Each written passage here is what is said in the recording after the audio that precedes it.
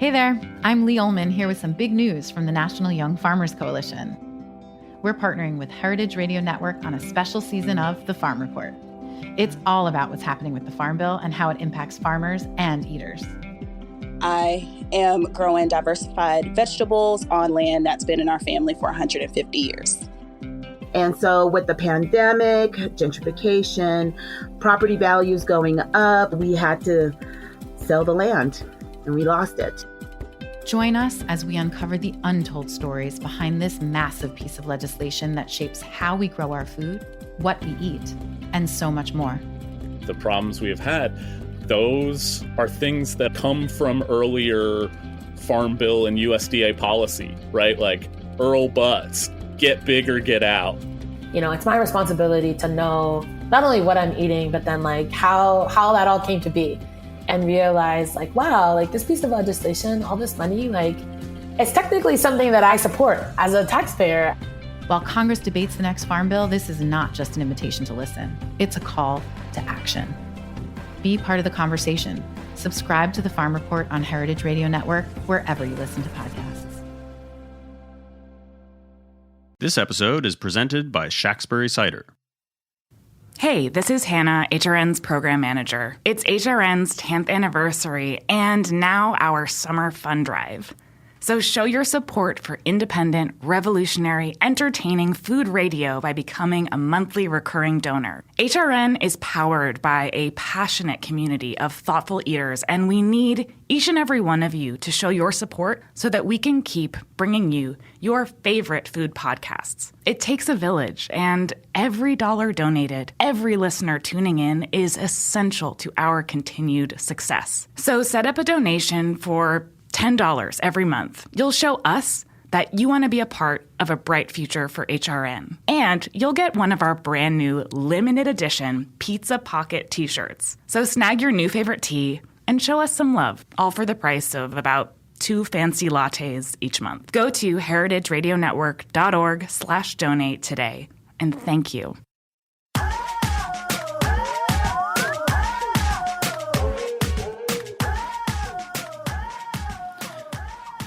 Hello and welcome to A Hungry Society. I'm Portia Wilson, and this is the show where we talk about food, food media, and so much more.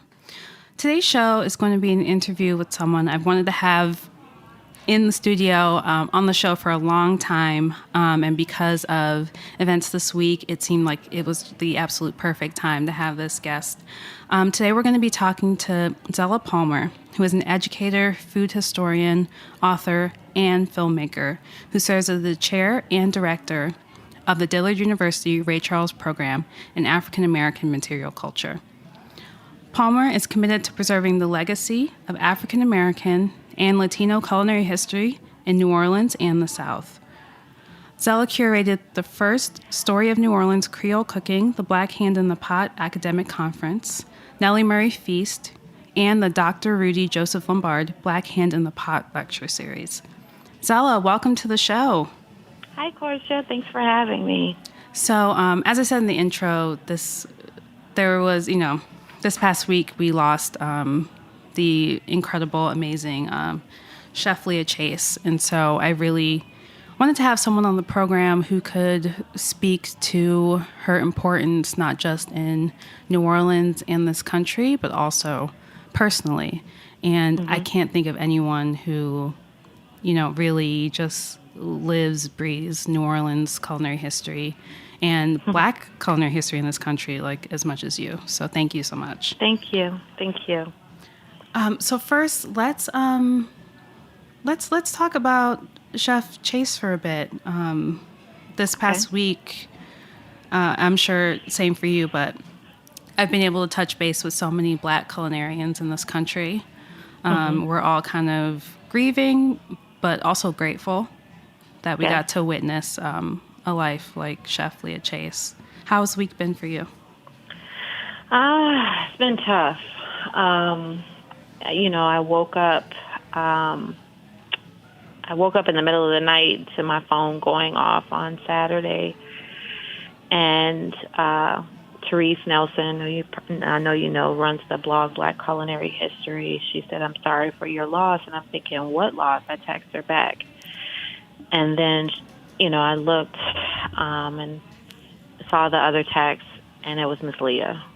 And, I just broke down like a lot of us. And I thought about, the family and just New Orleans. And I mean, we all knew it was coming, but, she's our queen. So, you want the queen to live forever, And it was tough. It was really tough. A lot of emotion, and it's still processing it because, the public funeral is tomorrow on Saturday, and then the mass is on Monday. So, yeah. And her passing was covered by a lot of different outlets, but for listeners who maybe aren't as intimately familiar with the story as you are, can you kind of summarize the impact of Chef Chase? Yeah. To me, and to a lot of other people, Miss Leah was New Orleans Oracle. She was our teacher. And I don't know how it'll feel to go back and not see her sitting at her table in the kitchen and being able to go to her for guidance. She saw it all, 96 years. I can't imagine living 96 years and running a restaurant to the way that she did for 75 years and more. And the majority of New Orleans knew that, and they loved her and adored her, not just New Orleans, but all over the world. And every time you talk to her, you learn something new about New Orleans history, about Creole cuisine and culture, about marriage, about whatever was on her mind and whatever she wanted to talk to you about. And when she knew that you knew that she loved you when she would fuss at you, or if she would send a special dish out from the kitchen for you to try, or and even if she let you back in her kitchen. And she was just a special woman. I mean, she was everybody's grandmother. She was just the epitome of elegance and grace and just wisdom. And it's saddening because it's generations that's being lost. Not that long ago, a couple of years ago, New Orleans also lost Rudy Joseph Lombard. And the last time I saw him, he was, dying of cancer, and he decided to have his repast while he was alive.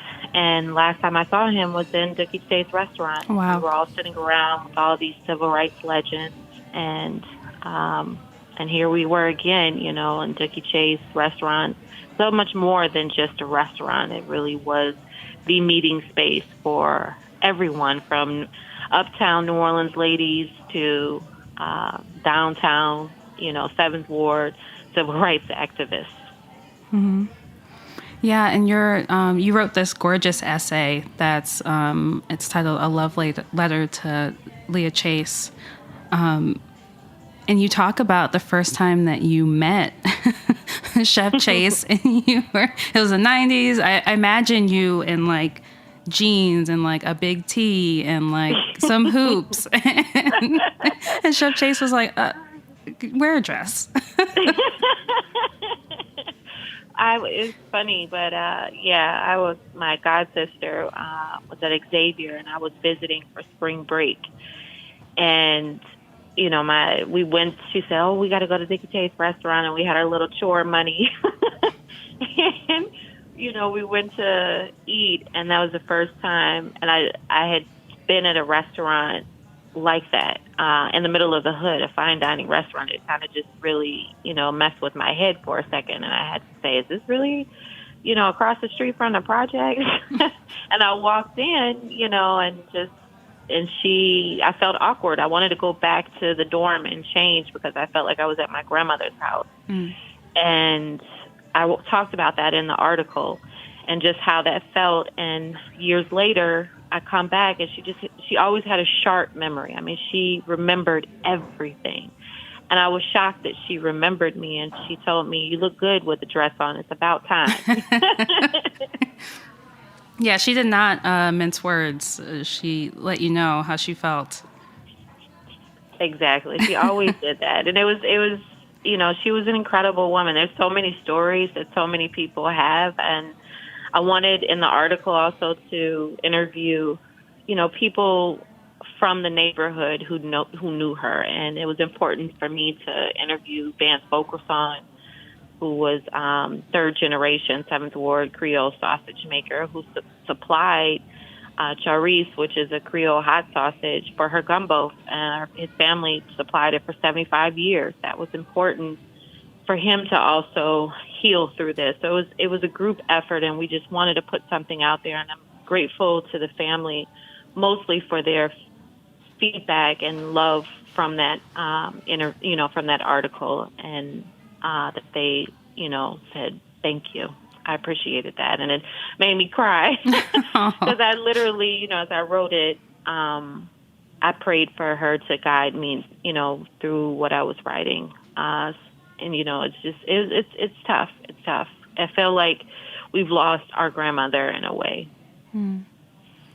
It's I think for me personally, whenever I think about her legacy, I think about the dignity of fine dining and her commitment to make sure that everyone had that opportunity. Like you said, when you walked in for the first time, you were like, wait, this nice restaurant. It's like in the hood, I feel like so many people feel that way when you walk into that building. It's like going to church. It's like pictures everywhere of beautiful Black artwork, and it's just like, it's this like temple of just like Black excellence in New Orleans.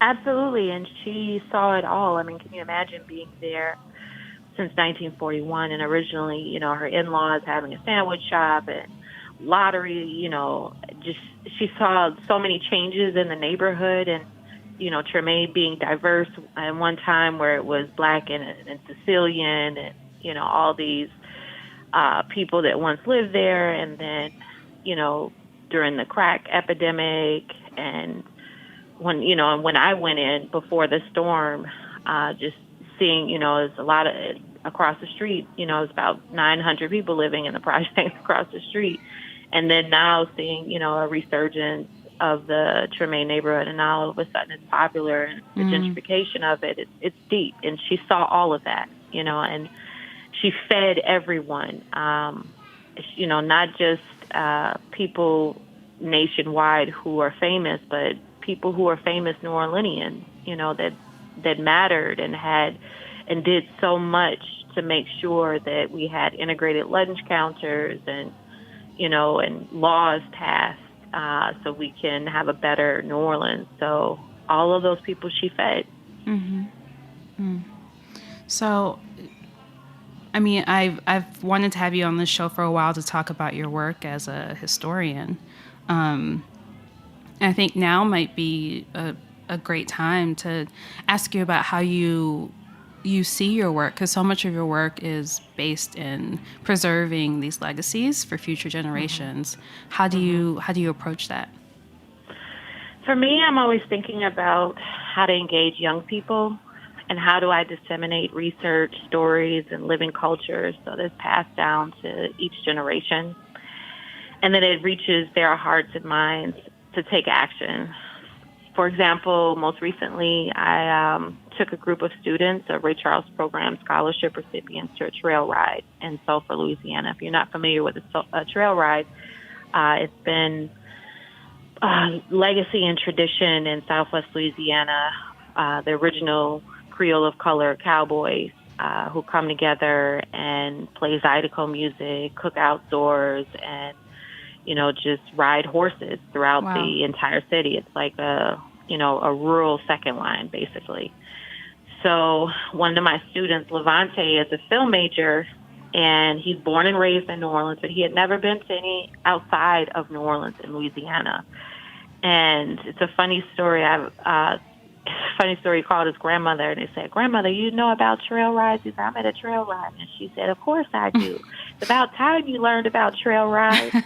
And he's also an amazing filmmaker and photographer. And I didn't have to tell him to go around and document and film people and interview people. He did it on his own, and he said, Ms. Palmer, I'm going to expand my work outside of New Orleans and include the rest of Black Louisiana. So for me, it's project-based curriculum and expanding, and not just keeping my research to myself, giving students experiences and young people experiences. And that was really the vision of what Mr. Ray Charles, had in mind, to make sure that students and young people are learning and that traditions are passed down.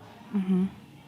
Yeah, and you've done, I mentioned a few of your projects in the intro, but it seems like your work is also like interdisciplinary. Like it's not just talks or readings, or it's actual like, bringing like people like Michael Twitty, Dr. Conyers, making sure that young people see these people as well actively living these culinary histories.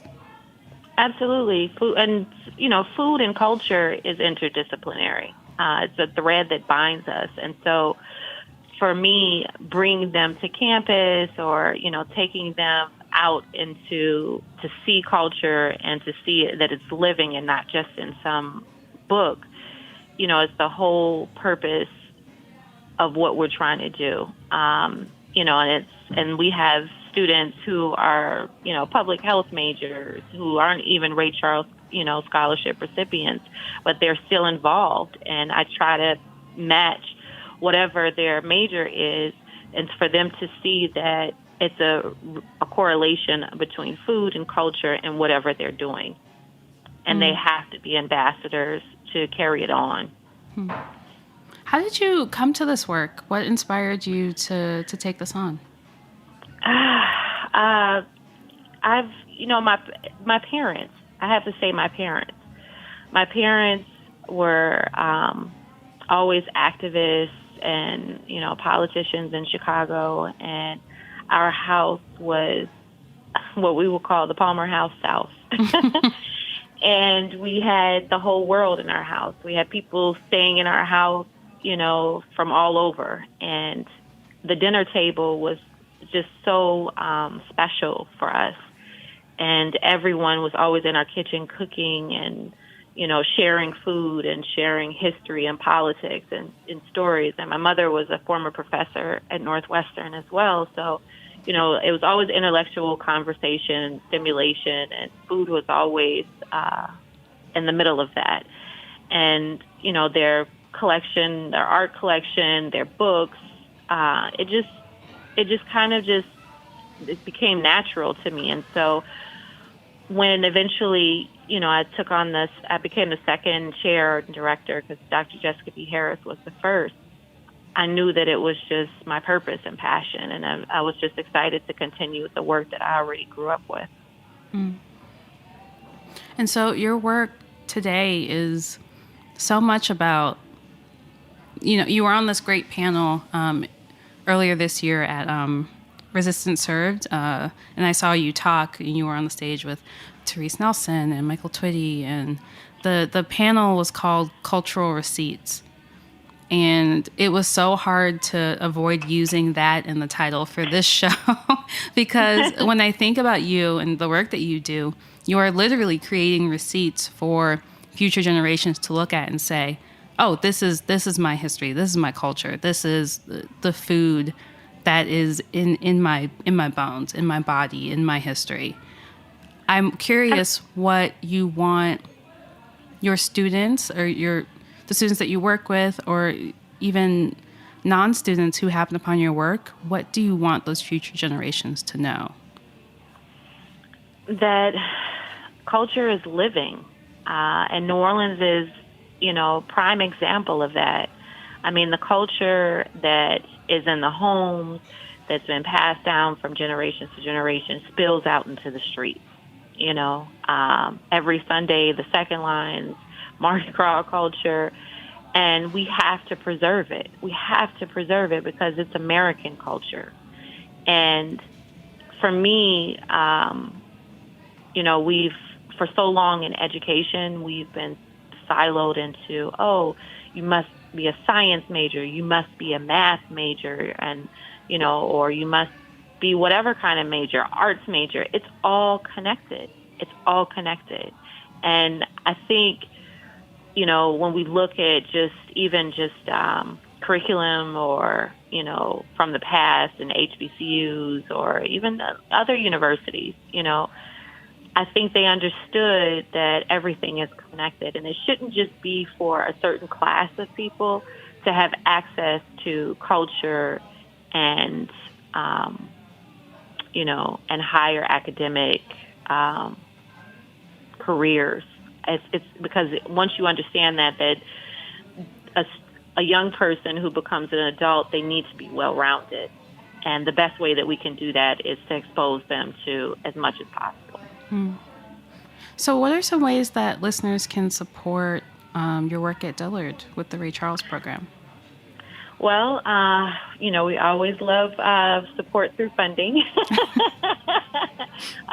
can go to www.dillard.edu and you'll find, you know, more information about us, or follow us on Instagram at Dillard_Ray Charles, or on Facebook as well, and Twitter. And, you know, just be a part of it. If there's any suggestions or anything of that nature, mentorship, you know, internships, we will gladly, you know, reach out, appreciate the feedback and, you know, community outreach. Awesome. So we're going to take a quick break, and we'll be right back with more with Zella Palmer.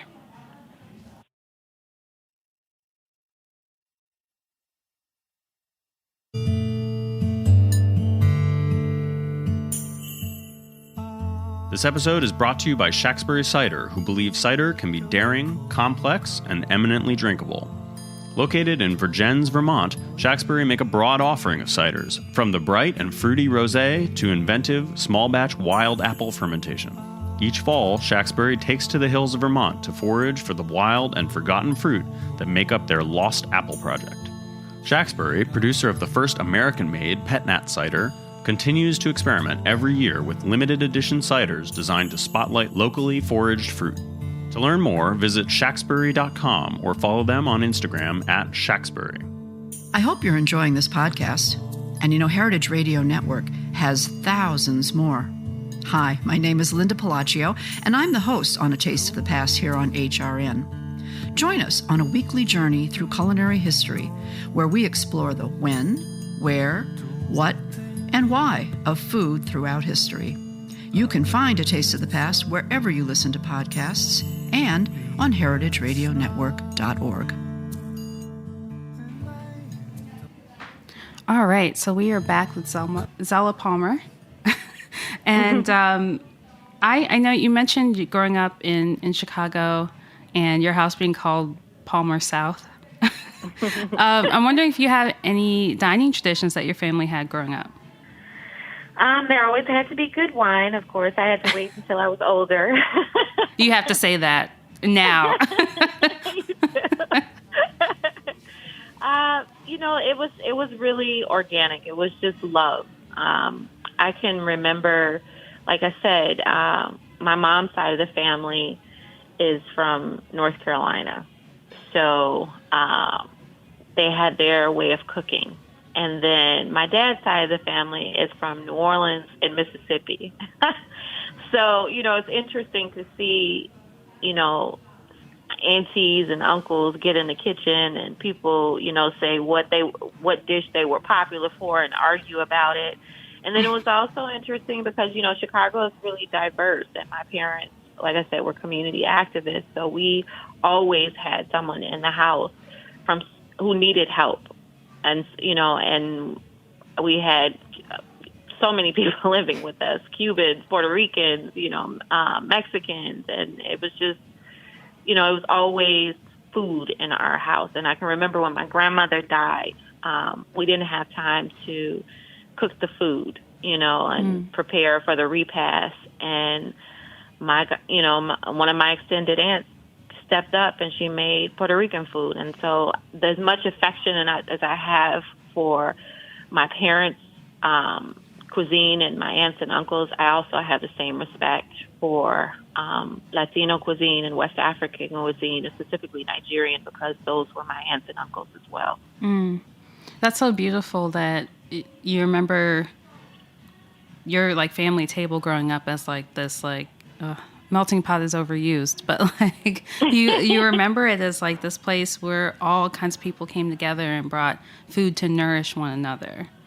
Absolutely, and that's I think one of the beauties of Chicago, and people go to high school. It's really diverse. And then other cities, major cities, are like that. So you end up eating each other's food. Mm-hmm. And I think that is quite remarkable. Mm-hmm. So we talked about going to Dookie Chase's when you were visiting your cousin Xavier. Are there other restaurant experiences that have shaped you in your career? There's so many because my parents loved to eat out. They love to cook at home and they love to eat out. So they showed me to really just the world and not to be a picky eater. They hated, they didn't want me to become a picky eater because sometimes I would bring friends along and then, I don't want to eat this, or, oh, no, and, but once they were open to, coming and eating with us, they liked it, and it made me feel happy as a kid and teenager to, bring them along with me and my parents. So I have tons of restaurants that I adore across the nation. Some of my favorites in New Orleans are obviously Dookie Chase Restaurant, Moro's. There's a lot of them. Heard That Kitchen. There's so many that I love and adore. I have heard so much about Heard That Kitchen, and I have not been. You should go. Okay. You should go. Chef Jeff is an incredible chef, and it's another family-run business. And he was a server for 25 years in fine dining. So he is doing his best to, put out fine dining in the hood again. Oh, that's amazing. I have to do that the next time I'm in New Orleans. You do. Do you have a go-to order when you're there? That's my favorite one, the Superdome. I love the Superdome. It's like this mountain of it's grilled fish with these sautéed potatoes and these crispy onion rings and this like crawfish sauce that's over it. It's incredible. Oh, that sounds so good right now. Do you have any other favorite restaurants in other cities in America? In Chicago, my favorite is, I have a couple of favorites. The Papas Caché Sabroso. It's on Division, and they make jibaritos, which is a Chicago Puerto Rican fried plantain sandwich. And it is, everybody in Chicago grows up eating that, and it is my favorite spot for that. And then right near that in Logan Square is another restaurant. What's on the tip of my tongue? And they own like 2 or 3. It's on Damon Avenue, and they have 2 restaurants. It's so popular that they had to open up another restaurant right across the street. And wow. They serve the best barbacoa tacos that in the world to me. So, and then I have Nigerian restaurants. I love Yassa and Senegalese restaurant in Chicago in Hyde Park, which is really good. So, those are my favorite kind of go-to restaurants. And a lot of the restaurants in Chicago, the soul food restaurants, have closed down, and that's like a whole nother conversation. But it's, it goes back to generational wealth, and us sometimes, the older generations making sure that we went off to college, but then not necessarily making sure that the business was passed down. So Isola's, Gladys's, Army and Lou's, all those restaurants, soul food restaurants that I grew up eating in when I was a little girl are gone, and those are places where Muhammad Ali, where all the greats, ate when they came to Chicago. Wow. That actually leads perfectly into my next question for you, which is, how have you seen New Orleans restaurant scene change over the years? I have. Now I see much more Black ownership in restaurants, but it's growing, but it's still, it's still not where it was, where it's where Austin Leslie, like the greats like Austin Leslie, Chef Austin Leslie was. And I think it's going to get to that. Right now it's kind of serving to-go plates, which is nothing wrong with that. And I think one of the amazing stories that's come out of New Orleans is We That Kitchen. His name is Greg Tillery, and he has, just signed a major deal with New Orleans Pelican to serve, chicken, and he's doing incredible. And I remember literally like 3 years ago him being on a food truck on Tulane Avenue and selling chicken out of a food truck right near the prison. So to see where he is now is incredible. And there's definitely a vegan movement going on in New Orleans, which was sorely needed, and people responding. And it's coming from our community and our neighborhoods because we want, healthy food, So you see Fruit Man on the corner, selling his fruit. And then, you see other chefs like Chef Ashe making incredible raw vegan food. And I think there was an article recently about 3 barbers who opened up a vegan restaurant. So it's rising, and I love to see, what young chefs are doing now. It also speaks to, going back to the culinary history of Black people in this country, it speaks to how food has always kind of been there and been just this, not just tool of nourishing one another, but also a tool to create capital and create ownership. And it's just been such a huge part of the community for, a long time. Absolutely. And in our documentary, when my students and I did our documentary that's up on YouTube, we got footage from the New Orleans Historic Collection of the vegetable men. This was a viable job in New Orleans at the time, and really across the South, and even in cities like Chicago. People were selling, vegetables and fruits from door to door, and that is how they were able to make a living, and when you see sometimes people out on the corner still selling food, that's just a tradition that just continues because people need residual income, and the best way sometimes that they can do that is through food.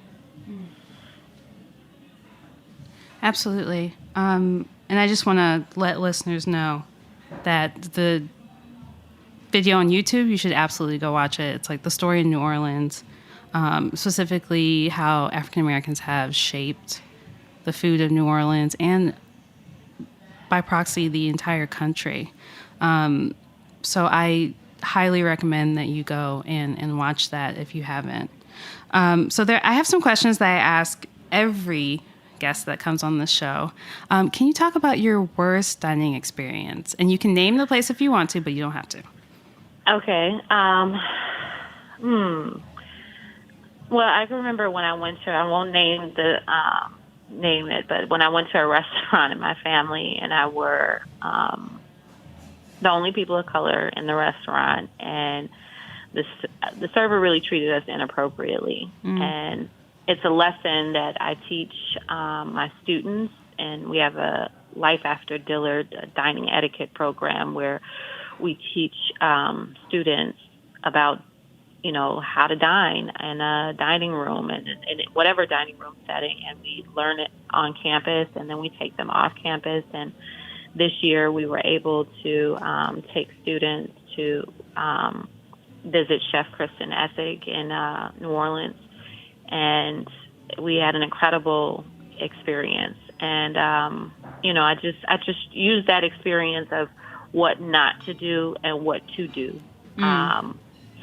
And it was unfortunate because, the server got kind of loud because we wanted to split the check in 2 ways. And, Oh, wow. The server got loud? Kind of just shamed us in a way. And my cousin, who was in town was, she's high, like a huge, big name person in D.C., and she was just done. You know what I mean? And then maybe, it bothered all of us, and we just handled it as we saw fit. And then the chef knew who I came out and saw me and knew who I was and was embarrassed by it, Oh, wow. And I felt, I'm glad that I handled it well and kind of like calmed my cousin down, because she's the type of person who's like, you should know my name when you come into the restaurant, and I'm not like that. Oh, wow. That's, I mean, people have come on the show and talked about, the level of service decreasing because of what they look like, but I haven't heard the story of a server getting loud with people at the table. It's more like they ignored us, or didn't seat us, or didn't want to talk to us. She did it. I mean, it was on the sly. She just made it so that everyone else in the restaurant that was around our table could hear that we were splitting the check. Wow. Yeah. Oh my goodness. Yeah. I hope you never went back. Well, it's complicated. Like I said, I know the chef. Right. It's complicated, but I'm sure the server. I don't know if that server is still there, but I'm sure she was, had a conversation with the chef. So my last question for you: if you could have your last meal in a restaurant, where would it be, and who was invited? Well, it wouldn't be in a restaurant. It would be the Nellie Murray feast that we did in 2016. I absolutely adored that moment, and that was, one of the highlights, that we were able to give Miss Leah Chase flowers while she was alive. A group of us women got together in New Orleans to put together a fundraising dinner that would raise money for her documentary. And it was the most fabulous event I've ever been to. And, I'm not just saying that just because about six or seven us women organized it, including, Miss Leah's granddaughter, Tracy. But the food was incredible. And Miss Linda Green, she made a creamed oyster gumbo. And it was, we were bringing back 19th century Creole dishes. And that creamed oyster gumbo was the highlight of the night. And then Duke, who is Miss Leah's grandson, who owns the Duke's Place in New Orleans, Louis Armstrong Airport. Mm-hmm. And he trained in a French culinary school in France.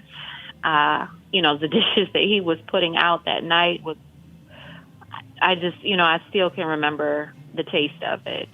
It was phenomenal. And then, of course, Chef Benjamin Dennis, BJ Dennis, and his stewed okra. I have never had okra like that before. So that would be my last meal, and just sitting there, with good friends, and my mother was there, and Miss Leah. That would be my last meal. So just to back it up for listeners, Nellie Murray was a former slave who, it's been written that she was the Leah Chase of her day, but just legendary Creole chef. Do you want to elaborate a little bit on Nellie Murray's story? Sure. Nellie Murray was, like you said, she was the Leah Chase of the 19th century. She was enslaved by the Hebert family, the 14th governor of Louisiana, and she was freed by de facto by the end of the Civil War, and she was able to take everything that she learned from her mother and grandmother, who were enslaved cooks on the plantation and serving the governor and all these, high society people, and turn it into fame and fortune. And she ended up cooking for Susan B. Anthony at the Chicago World's Fair. There's an article of her in the Daily PQ in 1894 where she basically went, on a tour, a European tour, and, to Austria, to Belgium, to London, everywhere. And you have to think about 1894 and a Southern newspaper lifting this woman up and the chef up, and saying you are nobody if you don't know Nellie Murray. And, she gives her opinion on European living. That was pretty profound. Right. And if you listeners, if you want your mouth to water, go to YouTube. There's a couple of videos of the Nellie Murray Feast in 2016, and it looks so good. The food looks amazing. Now you see why that would be my last meal. Right. If this is the first time a guest has ever had like a YouTube video that could serve as the visual for their last meal. This is perfect. I could just direct people to YouTube to get a visual sense of it is that you want to go out to. I know the Nellie Murray Feast Committee would love that. They would just be delighted that everyone, saw what we did that night, because it was a special night. It was a special night. We had fun. So what would you be drinking at your last meal? Ooh, last meal. That's a good question. A good glass of red wine. I love red wine. I love Malbecs. That's one of my favorites. And a mojito. Which one first? Probably the mojito to start, and then definitely a glass of Malbec to just top off the night. That sounds fantastic. That's a good way to go. Zealot, thank you so much for being on the show. I really appreciate it. Thank you so much for having me. And we got to do this proper and have you in the studio one day. That would be awesome. Thank you. And thank you so much for listening. We'll catch you next week on A Hungry Society.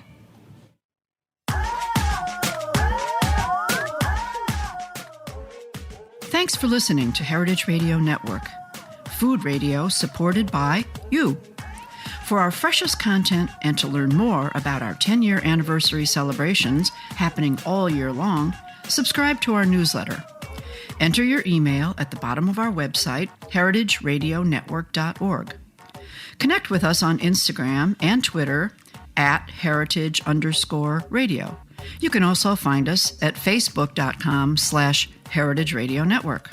Heritage Radio Network is a nonprofit organization driving conversations to make the world a better, fairer, and more delicious place.